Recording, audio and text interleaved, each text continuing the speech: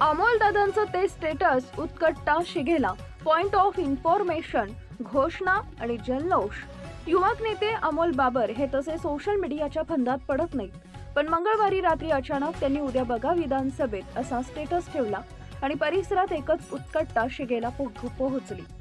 अखेर आज बुधवारी दुपारी विधिमंडळाच्या अधिवेशनात शिवाजी विद्यापीठ खानापूरला होणार असल्याची घोषणा झाली आणि अमोल बाबर यांच्या स्टेटसचा मतितार्थ कळाला। एव्हाना बाबर सेनेनं विट्याच्या चौकात जल्लोष साजरा केला आणि या ऐतिहासिक निर्णयाचा आनंदोत्सव साजरा झाला।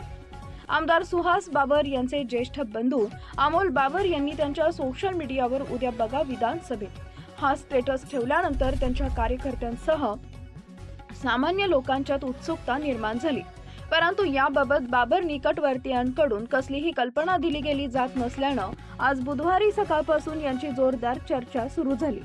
पुन्हा सकाळी बाबर समर्थकांकडून विधिमंडळात एक महत्त्वाची घोषणा होणार असल्याचं सोशल मीडियावर प्रसिद्ध करण्यात आले, त्यामुळे पुन्हा नेमकी कोणती घोषणा होणार याचं कुतूहल निर्माण झाले।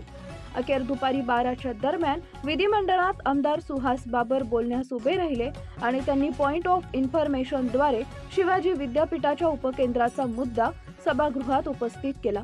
लगोलग आमदार गोपीचंद पडळकर यांनीही याच मुद्द्याचा परामर्श घेतला आणि तात्काळ मंत्री चंद्रकांत पाटील यांनी शिवाजी विद्यापीठाचे उपकेंद्र खानापूरला करणार असल्याची घोषणा केली।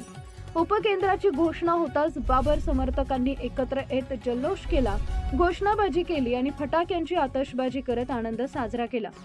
राजकारणातही अमोल बाबर हे स्टेटस बाळगून असतात, तर आमदार सुहास बाबर हे पॉइंट ऑफ इन्फॉर्मेशननं काम करतात।